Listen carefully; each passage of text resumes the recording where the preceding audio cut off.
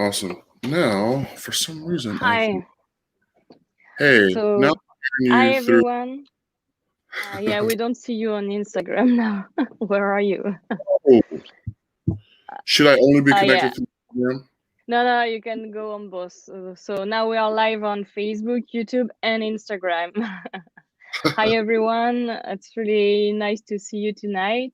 And this morning for you, Dayna, because you are on the West Coast today. So sorry for wake you up early. Yes, no problem. I'll just Okay, call so you we at o'clock tonight so I can pay you back for waking me up now. okay. 7 o'clock will be like 4 o'clock in the morning there. So So yeah, thank you for being here today. I'm really happy to have you on the Syos Live. Yeah, first I just wanted to maybe you can just give us a little info on your background, your story about music, just a few minutes of your life. sure. Well, I was born in Brooklyn, New York, although I have no memory of that. I was raised here, actually where I am right now, visiting the San Francisco Bay Area. And, it was a very nurturing and inspiring jazz scene to grow up here. There's a lot of great musicians that were mentors to me growing up. There's jam sessions here that was really kind of like my school. And there's some, there was a great pianist here, Ed Kelly, who I learned a lot from. I used to go to his class quite a bit. And I had many saxophone teachers, but one in particular, Dan Zinn, was a huge teacher for me here in the Bay Area. So I started when I was like 12 and a half, I guess. And I, started on tenor and immediately loved it. and eventually started playing alto and baritone, and much later added soprano, and just recently added sopranino to the family. And thank you for helping me with my sound on the sopranino. That is the most difficult, I'm realizing, of all the saxophones. Yeah. It's, oh my Lord, it's so small. And the intonation, woo, you really need the right the right stuff to get it to work out the way you want it to in tune. So, but yeah, I spent most of my life here, my young life, kid life here in the Bay Area. Then I went to Berklee College of Music in Boston. Then went to what was then called the Thelonious Monk Institute, now called the Herbie Hancock Institute down in Los Angeles. And then I moved here for a year, and then I've been in New York ever since 2004. Did some come back and forth, and started recording records in 2006 with my first release in 2007 called The Timeless Now. And I just released my last record in October called Right Now. There is a connection between the two. Both meaning now is the present moment, and it's really the only moment that we always ever have. The present moment is the only thing that has ever existed. And it was just, those titles are sort of a reminder to myself about those, because it's very easy to forget that. But the headspace that I get into when I live that realization is much more productive, and much more productive for me. So, yeah, so that's a very quick flash through. Yeah. My development up until this point. So, yeah. So yeah, we talked a little bit about the Berklee College of Music. So what's your biggest takeaway from those years of study there? Wow. So much I learned from, so I don't even know where to begin, honestly. But let's say I studied with every saxophone teacher at Berklee with the intent of really gaining as many perspectives of saxophone, but also just composition and improvisation with these same 12 notes that we've had for centuries now. And there are many perspectives. There's a great teacher I studied with, Andy McGee, who left us a few years ago. And Billy Pierce and George Garzone, Frank Tiberi, Dino Gavoni, Shannon LeClaire. These are all the saxophone teachers that I studied with there. I feel like I'm forgetting someone, but and I learned very different things from all of them. Shannon is very responsible for me ingesting, if you will, pentatonics and really creating a whole world of possibilities with pentatonics. It really became apparent how powerful those tools are. And George Garzone really loosened me up and not feeling very constrained to play this or that way. And he has a triadic approach, really kind of dealing with major and minor thirds, and thinking of it literally just in that kind of sense, and using that approach to either leave the harmony or stay within the harmony. And it was a very freeing concept and approach to playing jazz. And Frank Tiberi, I think he's in his 90s now. George Garzone also studied with Frank back when he was a kid. And Frank was really great at helping me consolidate a lot of complicated chords into just a simple approach and being able to get through it without thinking too much and just getting kind of straight to the music. So anyway, I got something really unique from every teacher. And one of the teachers that isn't a saxophonist that I got quite a lot out of, and I still study with him, is Hal Crook. He's a great trombonist and just musician, composer. He plays piano, drums. I've seen him play almost everything except saxophone. I wouldn't be surprised if he does play saxophone too. But and I could spend a whole hour on the stuff from Hal Crooks, but I'll just say that Hal was a big influence on me. So just want to make sure the Instagram is still going. Oh, it's not for some reason. No, it's not. Yeah, it has been. Yeah, I guess we can just stay here and next time we will do the Instagram. Okay. Oh man, I'm sorry, everyone. My technology skills are very limited to the things I know how to do: YouTube and Logic Pro. That's it. All right. Anyway, that's already something. Yeah. So yeah, about technology and different things like we learned this year. I was wondering how was your year? Like how was 2020 for you? What happened and what did you think about it? What does 2020 mean? That's my answer. I want to forget 2020. But no. Honestly, it was, well, you can kind of say like any year, in a sense, there are some good and there are some bad. A lot of bad, as we all know. But in a sense, there was a lot of good as well. A lot of soul searching and reprioritizing what one wants to do with their life, or what they want to focus on, what's important in your life. A time for learning new things. I've got my flute here next to me that I've been spending a lot of quality time with. And well, the computer that I'm on, I've been spending a lot of quality time with as well.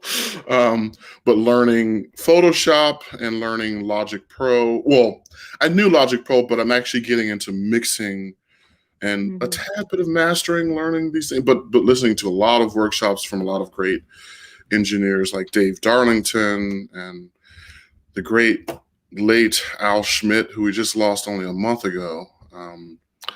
What an amazing producer, engineer, just human he was, and just a lot, a lot of amazing. That's a whole deep world in itself. Is learning how to get good sound, recorded sound out of tracks or a live recording. I just actually mixed my first live recording. That was for the Spokane Jazz Festival, actually. And did some video editing. I'm getting into that a bit, Final Cut Pro. I'm just getting into. So that's that. And these are things I would have never spent nearly as much time on if it wasn't for the pandemic. So, as they say, you're throwing a bag of lemons, and you've got to. Maybe it's time to make a barrel of lemonade. Yeah. So that was the attempt anyway, and the tough thing is not being able to travel. I just had my first plane trip in a year and a half this past weekend to come here in the Bay Area. And I have a niece that was born the last couple days of 2019. And I saw her when she was just like in my hands this big. And then I saw her yesterday, and it's not the case. She's running around and, just getting into everything, throwing things in the garbage, just like it's like a totally different thing now. So, but she's so adorable. So anyway, yeah, I mean, things are slowly starting to wake up on this side of the pond. I have some friends in Paris, actually. I'm hearing things are slow. I mean, I know quite a few guys that are playing busking, if you will, out on the street, and actually making a pretty good living at it, just from what I'm hearing, because people are very generous to the times. They're aware of what's happening for musicians. So it's kind of bringing me back to my super younger days. Right out of college, I used to busk around here in Berkeley, California, on Telegraph Avenue, if anyone knows where that's at, by the college, by UC Berkeley. And I did some busking in the subway system in New York when I moved there, outside a couple times in Union Park and Union Square, another place. And so in a way, it's I'm having, I feel that kind of energy. And I don't look at those days badly in any way, shape, or form. They're I think, very instrumental years for me when I did that. So anyway, so yeah, here we are. Still muted existence, but we could see the light at the end of the tunnel. So yeah, we hope so. But so in 2020, you released the album Right Now you were talking about. Oh yeah, I did. I forgot about that part. I did also release 2 records actually in 2020. In February, or what was the first one? I think it was February. I'm sorry, I can't remember right now. But was the first record is a trio recording with Eric Harlan and Ben Street, and that was called Liberty. A timely title, one could say. And I played baritone, soprano, and actually played all the saxophones on that particular record. And then I was lucky enough, a month after we recorded this record, I in 2019 recorded live at the Village Vanguard with my quartet, also with Ben Street and Aaron Parks and Greg Hutchison on this particular recording. It's a double disc, and it's still. I'm really happy that it's still getting a lot of good positive attention. So. Yeah, releasing. Well, one record was at the very beginning of the pandemic, and one was full on in the middle of the pandemic. And in some ways, I think that one was received well because it's a live record, and at a time when no one was able to see live music. and it still is in a way a kind of surreal feeling because that club is still not quite open yet. I'm praying that soon we'll be able to Is get back to there the Vanguard. So any dates yet, or you are still waiting to know when they will reopen? yeah, for the Vanguard, I don't. Yeah, last I checked, I didn't see any live dates, but they're still doing some streaming. I saw that Joel Ross and Emmanuel Wilkins did a duo there. I think it was a week or two ago. For the live stream session. So yeah, so and there's some clubs that are open. I think Smalls is for the most part open.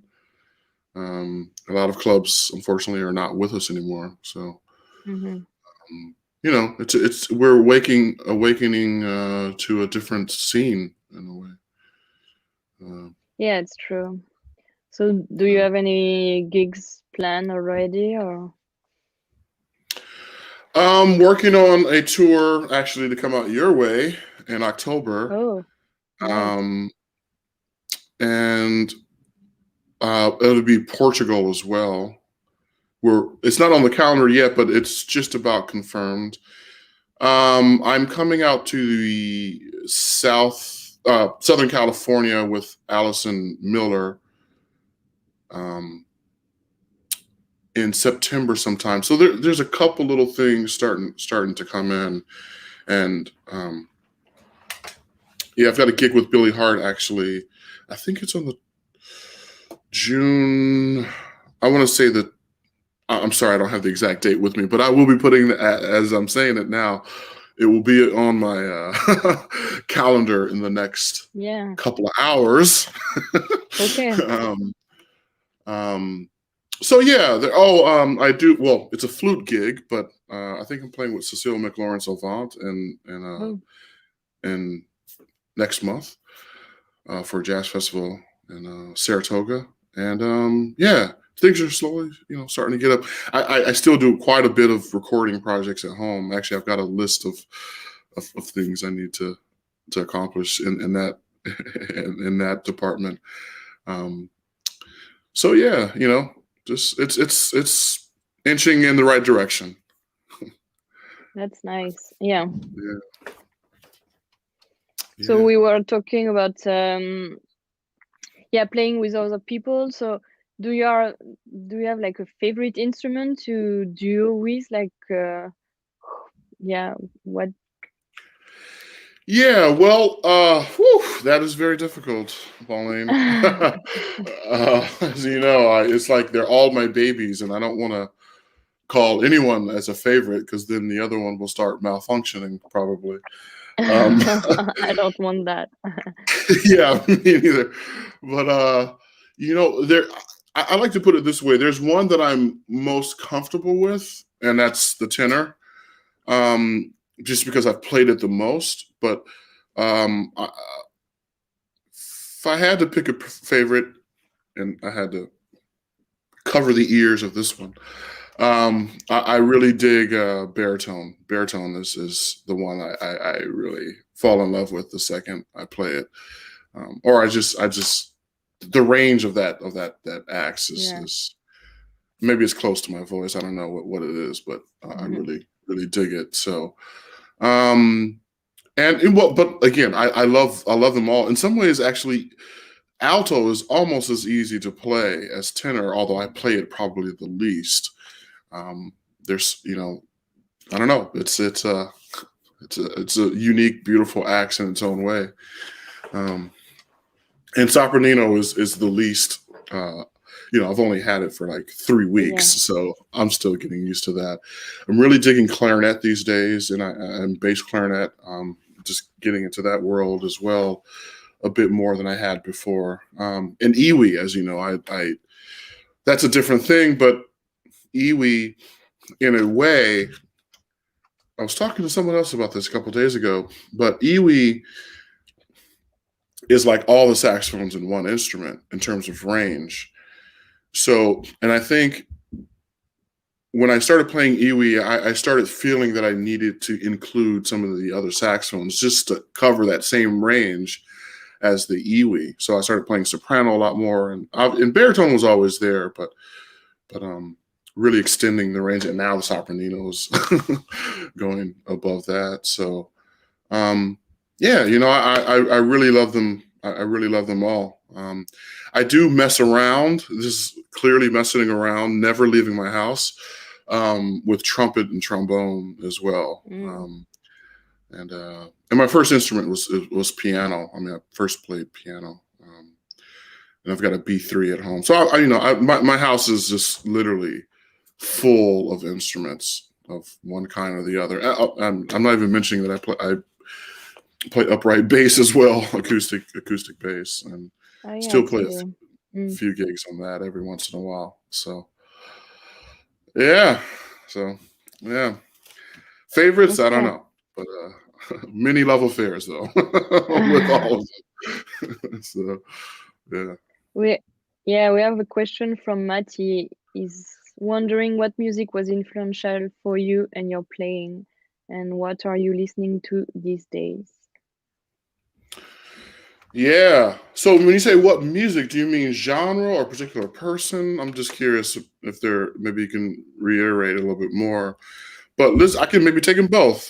Genre, before I started playing saxophone, I was into like soul music, like R&B, but also like old, I guess what today would be called oldies, like the Platters and Jackie Wilson and Sam Cooke and Dionne Warwick, Aretha Franklin, obviously, Ray Charles, and I guess Ray Charles might be a nice bridge to then go into the jazz world, like Betty Carter. I'm thinking of a record with Ray Charles and Betty Carter, which is absolutely amazing if no one's ever heard it. And then, so when I started playing saxophone, that's when my taste really focused in on jazz. So Sonny Rollins, and I mentioned this on a recent Facebook post, actually. Sonny Rollins was the one that really just turned the direction of my listening and really focused it on jazz specifically. And it was the record called The Bridge. Aptly titled record for many reasons, for me personally, and but also obviously for him, because he took 2 years off and literally practiced on or around the Williamsburg Bridge in New York.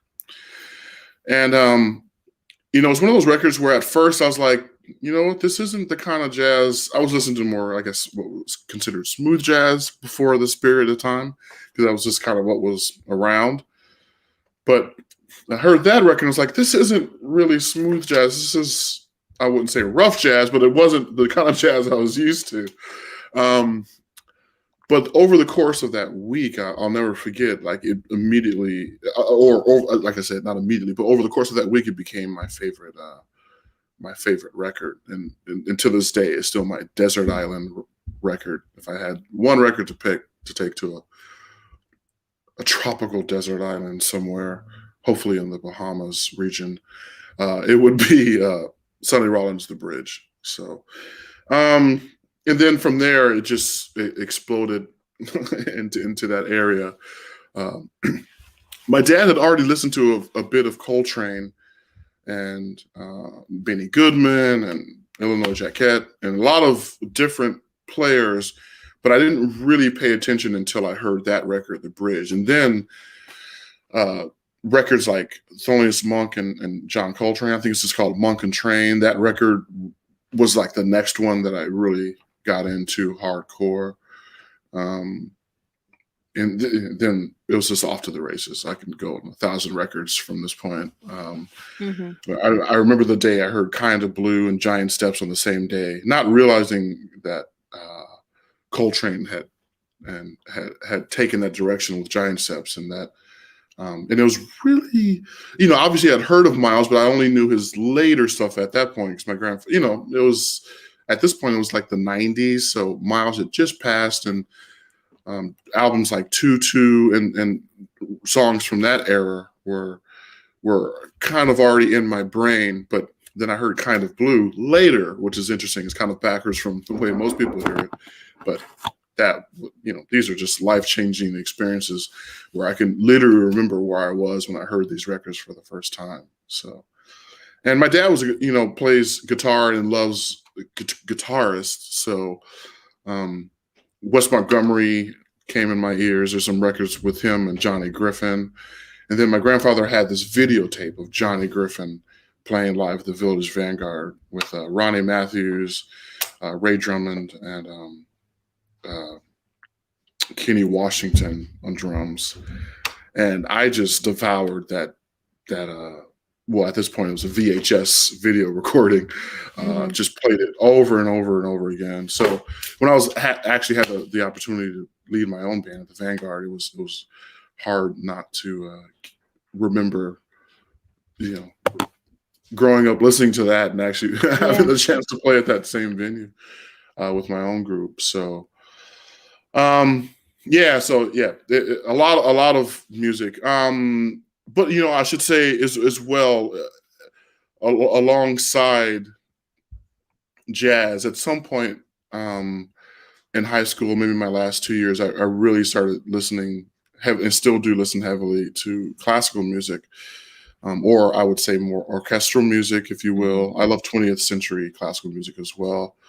I love Bach and I love Schoenberg, who are completely different composers and humans and lived in completely different eras, but that whole world from Schoenberg or someone like John Adams, who lives today, and 20th century music, all the way back to like someone even before Bach, like Carlo Gesualdo, who was a crazy prince from Italy.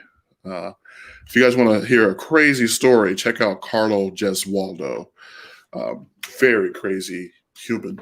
I don't want to get into it because it gets really dark, but his music is really, really interesting. He was doing chordal movements that weren't repeated until 4 centuries later when Wagner picked up these kind of chordal movements. So he was way ahead of his time. And then, there's the Reformation, and then the music just became much more structured structured in a particular way right after Gesualdo's time.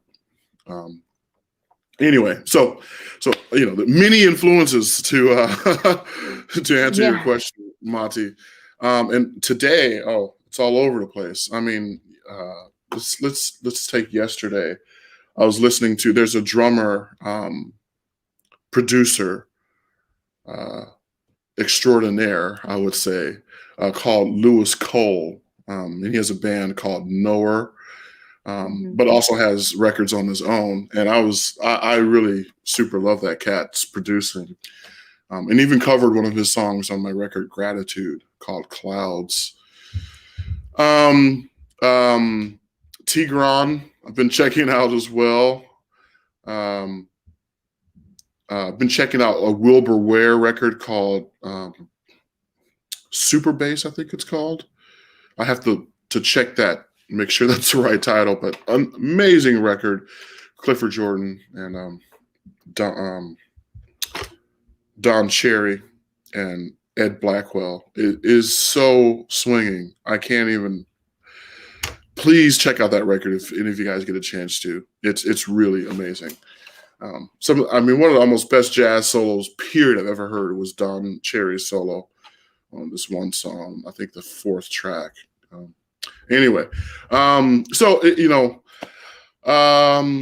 Checking out some classical clarinetists. Actually, I'm all over the map when I'm listening these days. I can. Let me just open my iTunes. Actually, it's gonna be much easier for me to answer. But ever since early February, when Chick Corea passed, I've been almost every day checking out Chick, just checking out new stuff that I hadn't heard through the years. I've always been a huge Chick Corea fan. Actually, the semester before I actually went to Berklee College of Music, I ended up going in January instead of starting in September. I just wanted to take a semester off from school, and I took a gig delivering packages around the Bay Area here. And I had this little, this is like 98 or something. There was no MP3 players or anything like this. So I had a little boombox cassette player with me in the passenger seat. And the only tape that was in that cassette player the whole time I had that job was Now He Sings, Now He Sobs. So I completely overdosed on this record. And obviously have checked out so much and been influenced by so much of his music, and was very honored and lucky enough to play a couple of gigs with him at Boston Symphony Hall my senior year at Berkeley, and it was a bunch of arrangements he did for orchestra and jazz sextet, yeah. So Chick, what else is on here? I could go all day on Chick. Oh yeah, what am I? It's early, so my brain it's still kind of getting there. So I've been just recently hip to a pianist called Matt Mitchell. Just amazing stuff. I'm really enamored by his music, as well as Caroline Davis. I'm not sure if you know who she is. She's a great alto saxophonist here. I'm not in New York, but in New York. Yeah. I can't even know where I am. And she has a record called Alula, which is I'm really amazed by. And I've played with her before, but I haven't, unfortunately, I have not checked out her own music before. And I'm just really enamored by her sound and her compositional concept, and just really blown away. Warren Marsh, I have here. I've been checking out recently again. I mean, this is someone I go back to a lot and overdose on as well. Kirk Whalum, he did a Donny Hathaway tribute record, and for that style, that particular nook of jazz, if you will, Kirk is my dude. Like, he's so freaking soulful, and just anyway, he's the man. What else do I have here? Satchel Vazandani, who I've played with recently, actually, in Queens. So it's again, it's all over the. Kiefer, I should mention, is a great producer down. I think he's in San Diego, but I'm not quite sure where he is. He's in California somewhere, and he kind of does it. He kind of does everything himself, actually. So I'm going to stop there just for time's sake. I could really go on and on. So you wanted to talk about how to find your own voice, and I was wondering, how did you grew your sound from these influences, and how did you work on that, and when did you feel that you found your sound? Well, that's funny. I leave that decision to whether I've found my own voice or not to someone else, to others who are listening to me. Because to me, in my brain, I play a certain thing and my brain says, oh, that was Wayne Shorter, Dayna. Or that was Mark Turner. Or that was Coltrane. Or that was Branford. Or that was Michael Brecker. Or that was Ralph Moore. This list will go on and on, by the way. But Chris Cheek, or Seamus Blake, or so all these guys kind of are in there because I listen to them really heavily. So I think it's easier for those on the outside to recognize my own voice as a combination of all those guys. I try, I guess I could recognize my voice probably because I was there recording it. I remember recording it, but anyway, my concept about finding your own voice really is, I'm trying to squish like a 2-hour thing that I do masterclass about this into like a few sentences here, but I separate what you're playing, meaning what, and what could be itself could be separated, but I try to separate what and how I'm playing. So there's the what I'm playing, which is rhythm, the notes, the harmony, and then there's the how you're playing it, how you're articulating it, um, whether you're using vibrato or not, how you're attacking the note, how you're playing your time feel at the head or behind the beat, all these different aspects, volume, how you're playing with dynamics. There's all these different categories, if you will, for lack of a better word, attributes to one's playing that that we can focus on the how and make that our unique way of playing. And what I usually try to always say is, if you're used to playing volume where it's always like this, always the same volume all the time, try to see what you can do, to vary that. By choice, though. Like if you're playing like this and it's just habitual and it's like a default kind of thing, then I would say it's okay to play like this, but it should be a choice, not like a habit or a default. So my whole thing with all of these different attributes that I usually talk about in talking about finding your voice, there's a pole. It's like you're playing ahead of the beat, behind the beat, and you should be able to choose whether you're playing ahead or behind, not just naturally or unconsciously go into it. So it's really about being completely awake and making sure you're in the moment, and not letting things just kind of be automatic. Also, I mean, I don't usually talk about this in this particular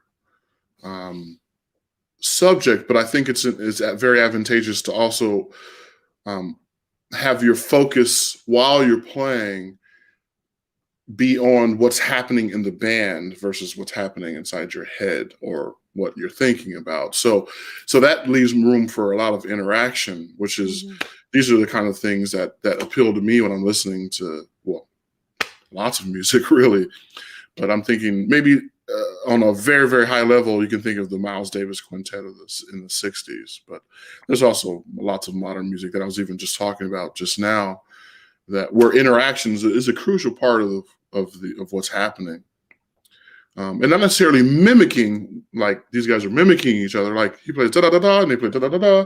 No, it's like da da da da, and what can complement that? What can make it connected but complement that versus like mocking or mimicking it? So anyway, there's and the other thing, quite simply, I think finding your own voice probably happens. I say probably, big probably here for anyone who wants to go after me on this, but it probably would happen by listening to a wide variety of players and different approaches, and really not just sticking to like, I'm just going to stick to Paul Desmond right now for the rest of my life, and then you're going to come out being an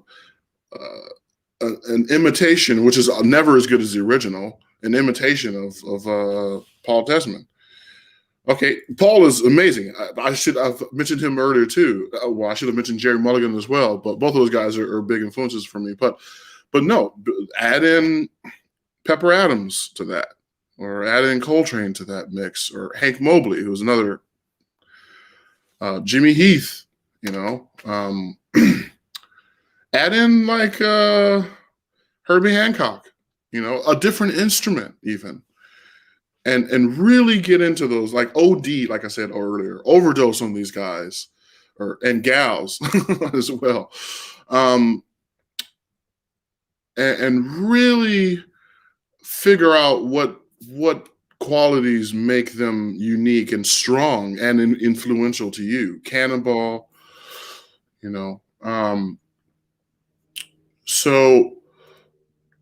And one thing I do, because I just know myself, I don't transcribe these players.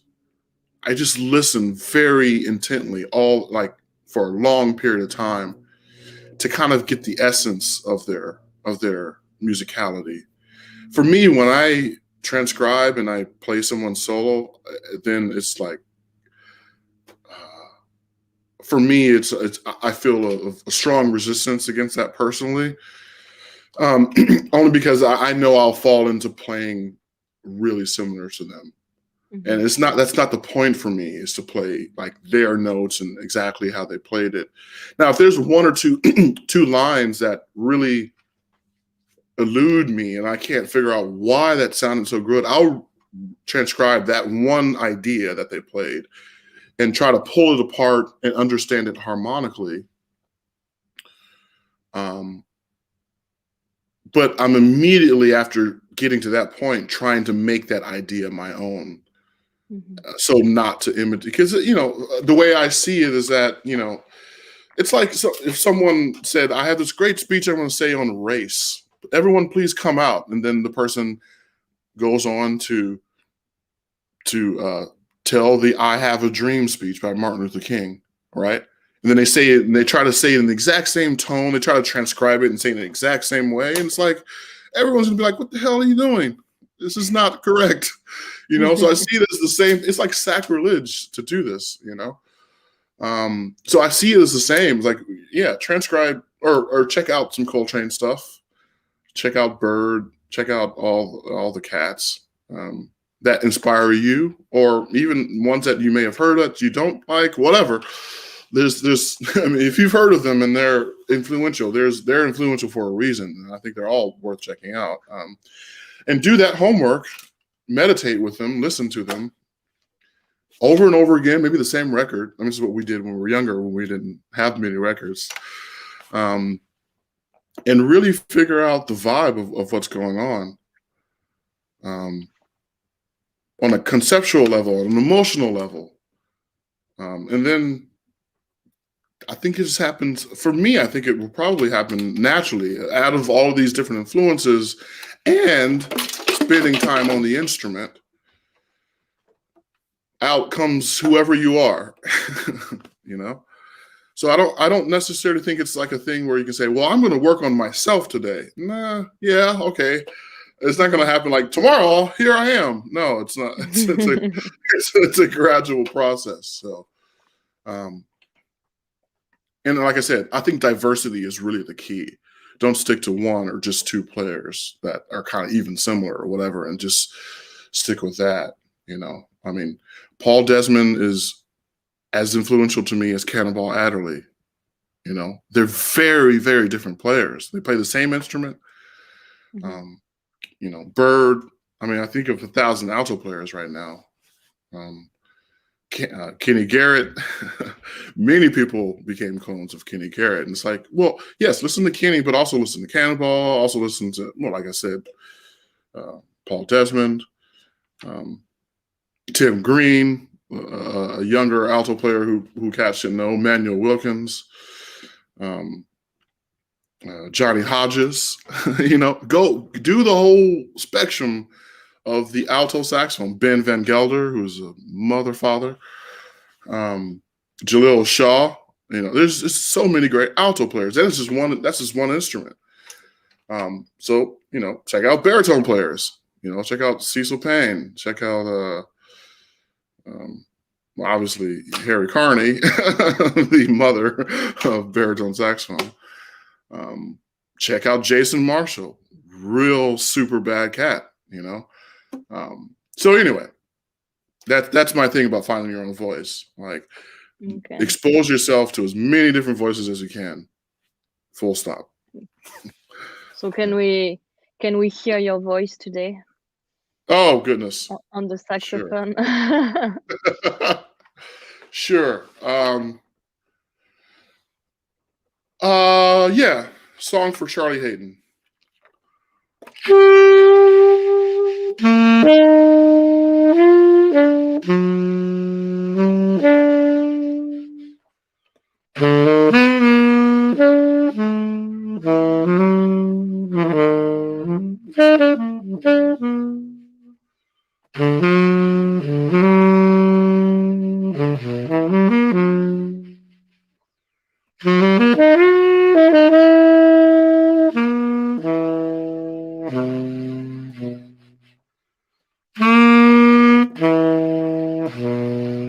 I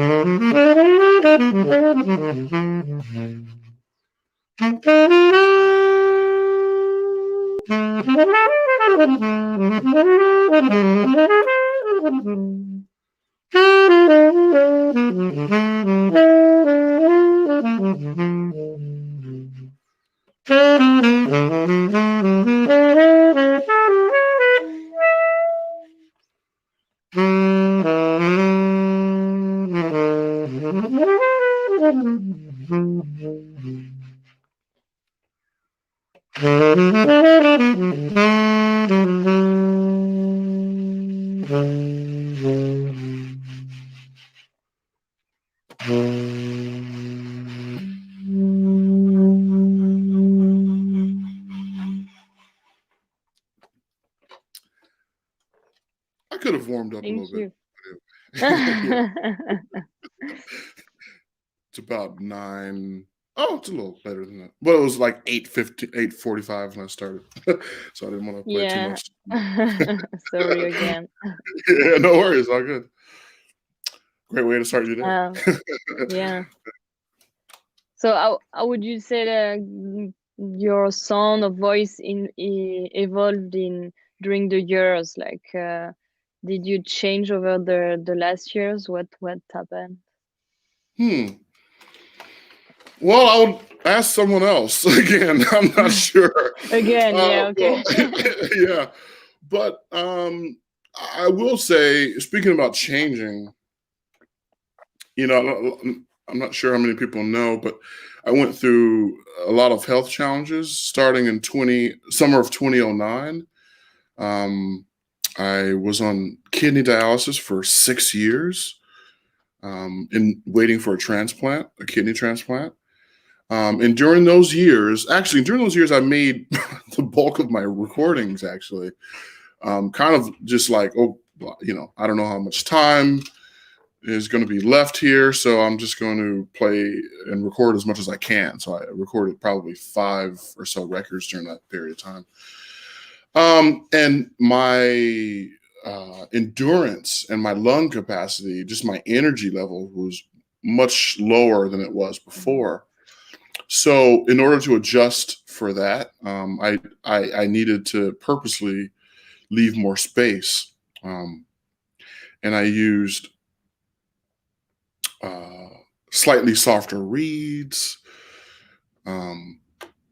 And so that experience really started an interesting relationship with space, really. Playing more and paying attention more with the space in music, as Miles Davis, I gained a much more appreciation. Well, I always loved Miles, but I really gained a stronger appreciation for Miles Davis, I should say. Just to clarify, there's a lot of Mileses out there these days because of Miles Davis. And so, and I think, I don't know how noticeable it is. I don't think I really got any comments about that, but that's the way it felt to me. And I think that's kind of stuck now that I have way more energy. So I should say the story ends good. I ended up getting a kidney transplant in 2015. 2015. I think it was. Yeah, 2015 in October 14th. I do know that was the date. But I still, that those years of being in that position have stuck with me. And some could say it's a more mature approach, but I'm maturing anyway, whether I'm sick or not. So I don't know. Maybe it would have happened at some point.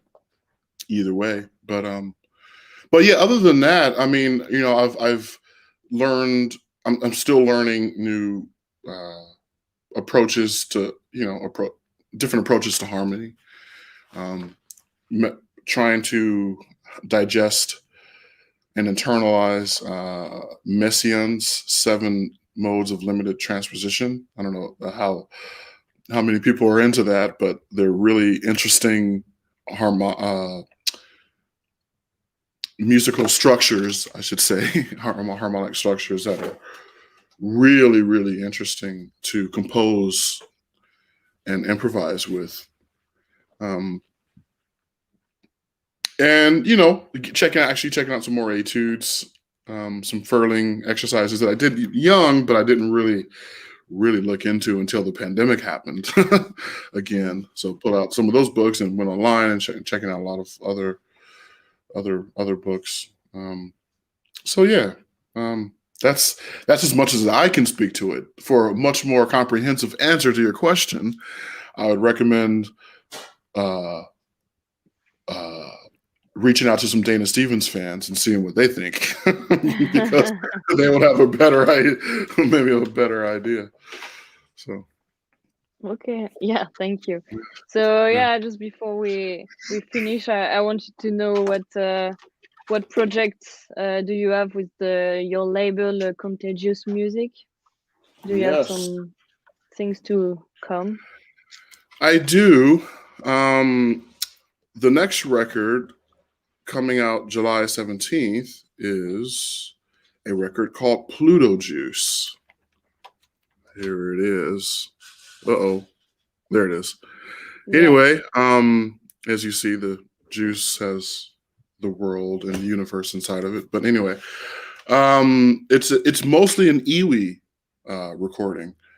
I've never done, iwi has popped its head in on a couple of recordings, like one song here, one song there.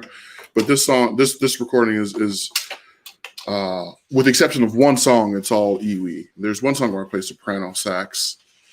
And it's a co-led group with Anthony Fung, who's a great drummer out in Los Angeles, and the great Rich Brown on bass, and Andrew Marzotto plays guitar. And all those 3 guys are originally from Toronto, Ontario, Canada. Anthony lives in LA. He actually went to the Herbie Hancock Institute 4 years ago, maybe. I'm actually forgetting how long ago. And the other 2 guys live in Toronto. And we did 3 gigs in 2019. One was just like, oh, let's get together and just play a random gig. And immediately it was like, okay, we should do this again. We did it in the summer. Then we did it in October 2019 and decided to record after that date, after those gigs. And that's the record, Pluto Juice. And these are some of my Photoshop skills, guys. I hope you like the cover. I spent a lot of time on this. Yeah, I can't wait to play out with this band as well as my quartet. The quartet is still going to still be going, and we've been playing, doing some recordings at home. So the tour you said you have planned in Europe is with which band? That's going to be with the quartet. Okay. Yeah, that's going to be these guys. Nice. So yeah. Okay. Yeah. Yeah. Do you have anything else you want to talk about before we leave, or?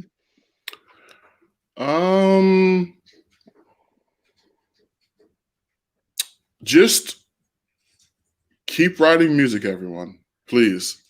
I didn't mention earlier that I think I neglected to say, in terms of finding your own voice, this is a huge one that I forgot. Composing. is very crucial to finding your own voice.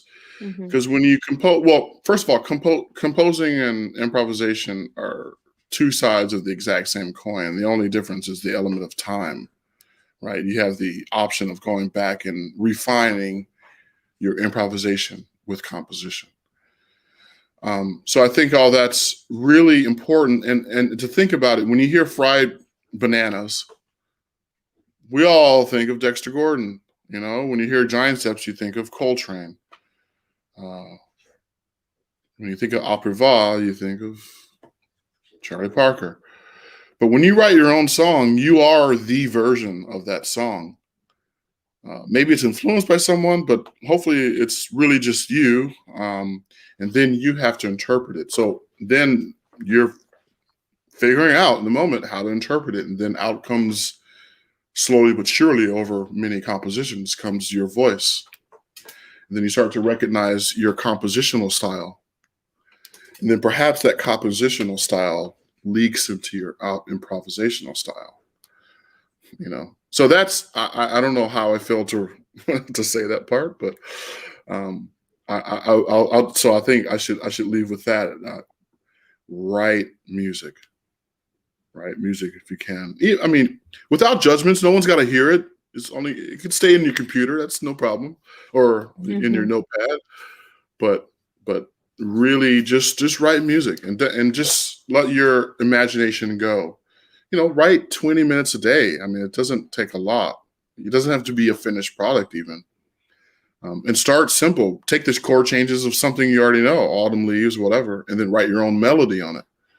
Just get into the habit of writing. That's the one thing I would say, because as you guys give us the ability to shape our own sound with your mouthpieces, we should have our own sound outside of just playing the saxophone. We should have our own style and our own world of music. It's you know, we're all created unequal. We're all created uniquely. I mean, we should all be equal. Don't get me wrong. Don't kill me for saying we're created unequal. We should all be treated equal and have equal opportunity for sure. But we're all unique. We're all unique. We all have our own DNA. You know, we all have our own bone structure. We all have our own influences, you know. So just tap into that. I mean, listen, Bird is going to be Bird forever. And we're always going to be able to go back and check out Bird and Coltrane and have those influences for sure. But at the end of the day, they were themselves, and as we should be. So anyway, I'll leave with that. Yeah, thank you. That's an interesting point. Yeah, usually we finish with a little music. So can you play a little melody to just finish the video? Yeah. Is this? Yeah, we're officially still in spring. So. Yeah.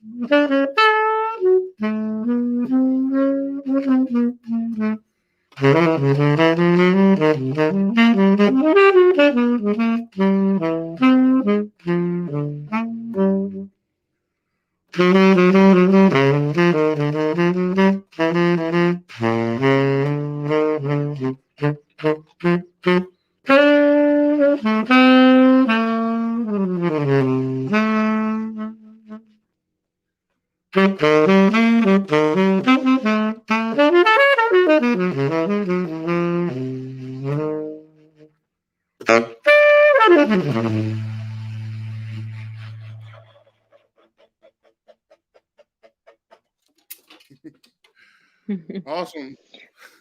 Thank you Thank you, very Pauline, much. for having us. Yeah, absolutely. Yeah, Thank you thank you for everyone everything. for being here too, and have a good day, and see you soon.